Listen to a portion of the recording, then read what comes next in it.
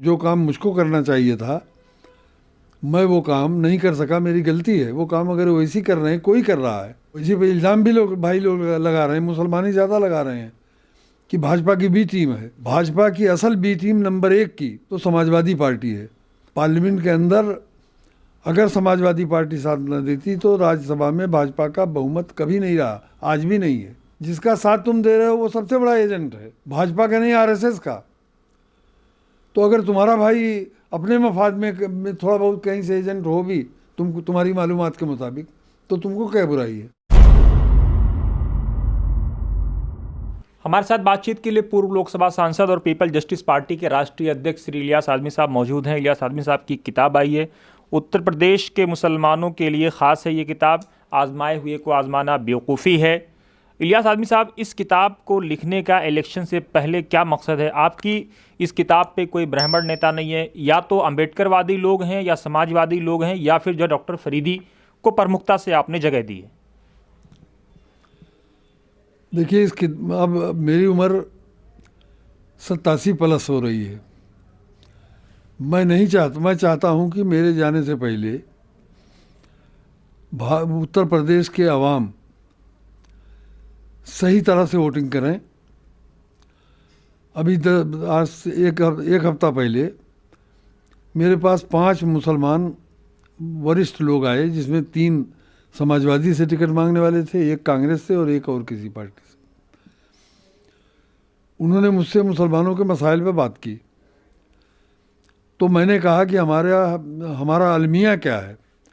हमारा अलमिया ये है कि हमारे ज़्यादातर बड़ी भारी अक्सरियत उलमा की उलमाए सू है, और सियासी लोगों की भारी अक्सरियत, बल्कि पूरे तारीख़ में 1-2 को छोड़ के तकरीबन सब सियासी मुनाफिकीन रहे हैं। मैं भी सियासी आदमी हूँ, मुझको भी मुनाफिकत के वो कम बेस होते हैं, हो सकते हैं। हो सकता है मेरे अंदर कुछ कम हो, आपके अंदर कुछ कम हो, लेकिन कुछ न कुछ परसेंटेज मुनाफिकत का हर मुसलमान में है।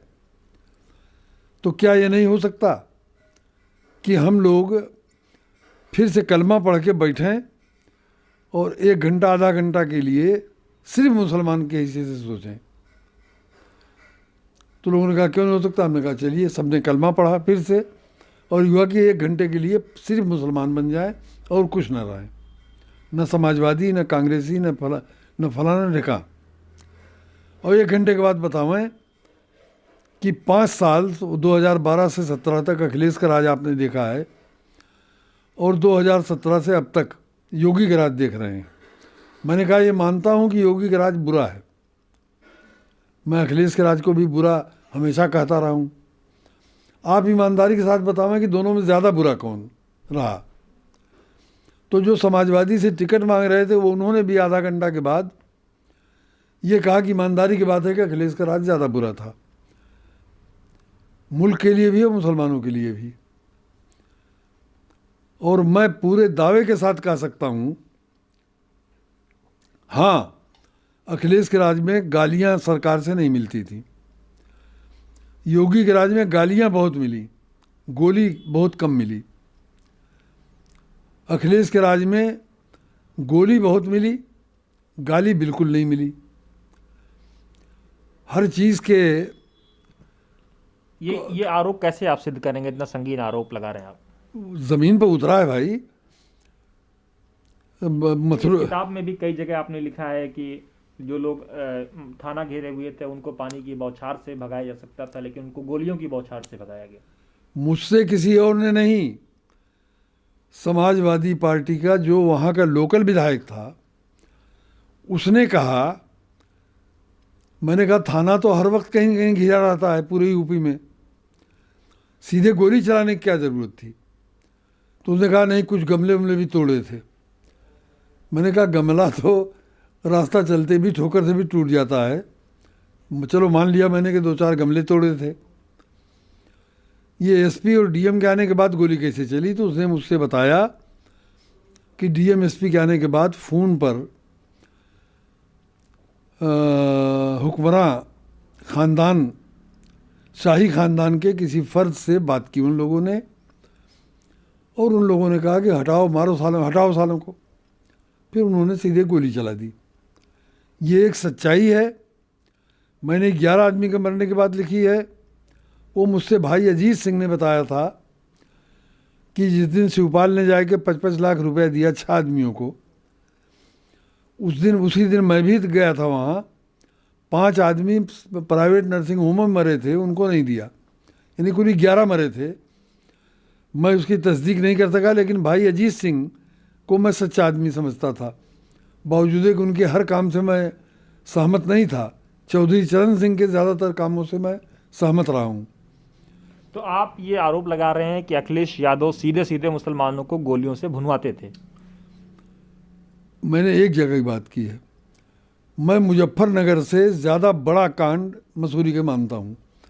मुजफ्फरनगर में हिंदू मुसलमानों ने या बाल्फाज दीगर जाटों और मुसलमानों ने एक दूसरे को मारा था, और यहाँ सरकार ने मारा। जैसे मुरादाबाद की ईदगाह में सरकार ने मारा था सैकड़ों लोगों को, जैसे मलियाना और हाशिमपुरा में हिंदू भाइयों ने नहीं मारा था मुसलमानों को, सरकार ने मारा था, उसी तरह मसूरी में सरकार ने मारा। बाकी जगहों पर जैसे मथुरा है, वहाँ के सबसे मशहूर कस्बे के मुसलमानों को उजाड़ा गया, उस सरकार ने गोलियों से नहीं मारा। सिर्फ ये हुआ कि बीएसपी के लोगों से झगड़ा था। आजकल वो भाजपा में है, मंत्री आज भी है। सपा के लोग उसके साथ हो गए। और कासगंज की जो घटना हुई थी उसे किस तरह आप देखते हैं? कासगंज की घटना शर्मनाक तरीन घटनाओं में से एक है। कासगंज नहीं, वैसी 50 घटनाएं हुई हैं पूरे यूपी में जो शर्मनाक हैं, और किसी में अखिलेश यादव का एक बयान तक नहीं आया। तो फिर मुसलमान उत्तर प्रदेश का अखिलेश यादव के लिए या उनकी पार्टी सपा के लिए क्यों दीवाना है? अगर आजमगढ़ का मुसलमान दीवाना होता तो बात समझ में आती थी कि आजमगढ़ में यादव मुसलमानों के बराबर हैं या ज़्यादा हैं। आजमगढ़ में ज़्यादा हैं। नहीं, आजमगढ़ का मुसलमान कैसे दीवाना हो सकता था? आजमगढ़ से सांसद है अखिलेश यादव। जो इस तरह का पूरा बिलरियागंज में हुआ, प्रियंका गांधी तो गई, अखिलेश यादव तो गए भी नहीं। अखिलेश यादव आज तक नहीं गए। मैं इस पर कह रहा हूँ कि पश्चिमी यूपी का मुसलमान क्यों दीवाना है, जहाँ अखिलेश यादव का एक वोट भी नहीं है। मुसलमानों के वोट को चाहे मुसलमानों को मानिए, चाहे अखिलेश यादव को मानिए। मैं कहता हूँ कि जैन चौधरी, जिसको मैं अपना बेटा पोते की तरह मानता हूँ, वो बेवकूफ़ी कर रहा है।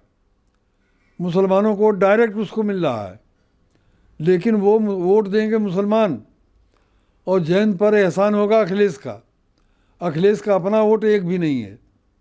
पूरे जाट बेल्ट में अखिलेश का कोई वोट नहीं है, मुसलमानों को वोट है।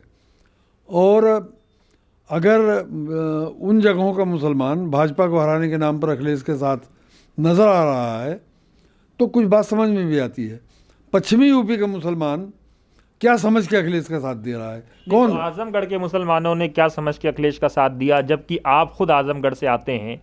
इतना बड़ा इतिहास आजमगढ़ का है, जो आजमगढ़ के बारे में माना जाता है कि वहाँ की ज़मीन बड़ी जरखेज़ है, वहाँ की मिट्टी भी सोना हो जाती, तो वहाँ का मुसलमान क्यों अखिलेश के पीछे दीवाना हो गया?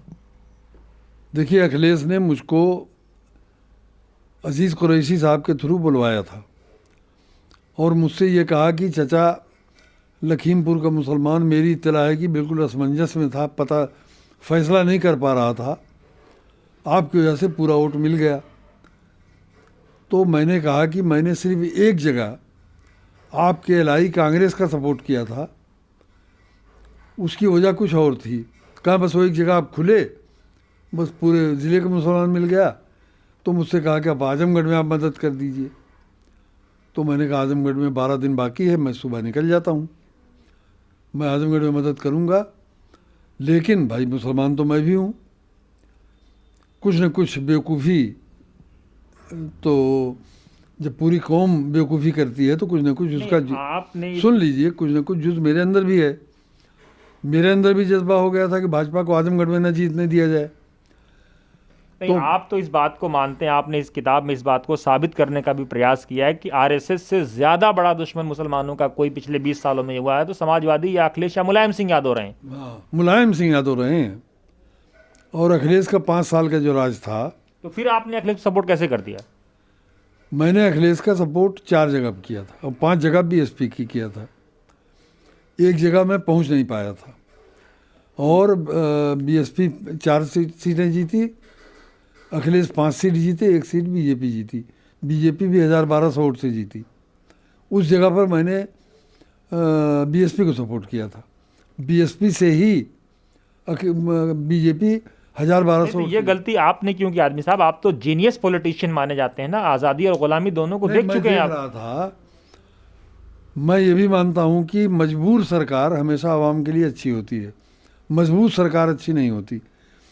मुझको साफ नज़र आ रहा था कि 350 325 सीट के बीच में वो जीत रहा है।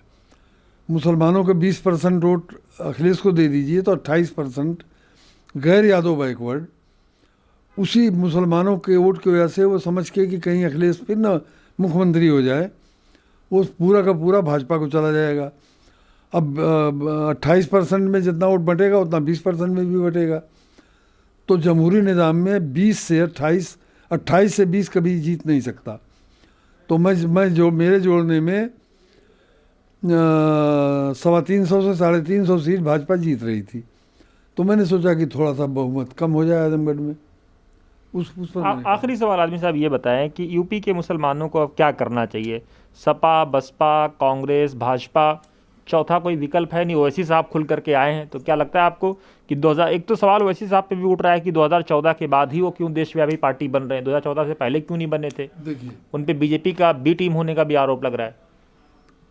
अगर मैं नमाज नहीं पढ़ता था और आज से पढ़ने लगूं तो आप उस पर सवाल नहीं उठा सकते, जब से भी अच्छा काम कोई करे।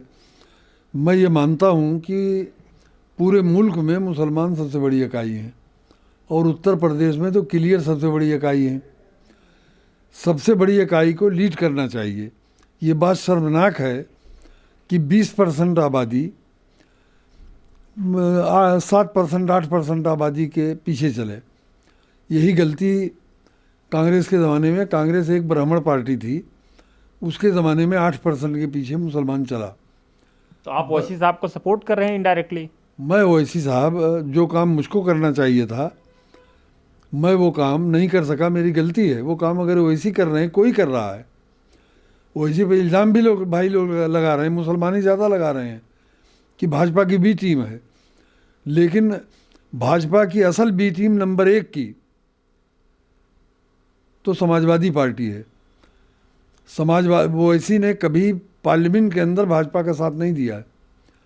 पार्लियामेंट के अंदर अगर समाजवादी पार्टी साथ न देती तो राज्यसभा में भाजपा का बहुमत कभी नहीं रहा, आज भी नहीं है। और राज्यसभा से सारे विवादित कानून 2/3 से पास हुए। ये सब मिले हुए हैं। और अगर भाजपा की सबसे बड़ी एजेंट है तो समाजवादी पार्टी है।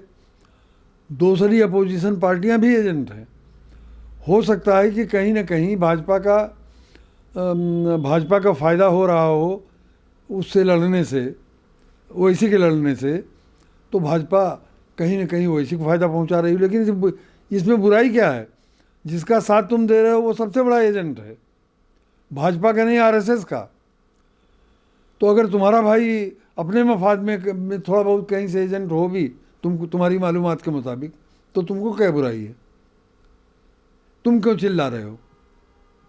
मैं चाहता हूं कि मुसलमानों की क़यादत में, नहीं आप तो पूरे सुन लीजिए, मुसलमानों की क़यादत में पूरे भारतीय समाज के हित में, सिर्फ मुसलमानों के हित में नहीं, कुंतुम खैर उम्मतिन के जज्बे के साथ मुसलमानों की अगुवाई में सियासी पार्टी बने, उत्तर प्रदेश में जीते, मैं उसका समर्थक हूँ।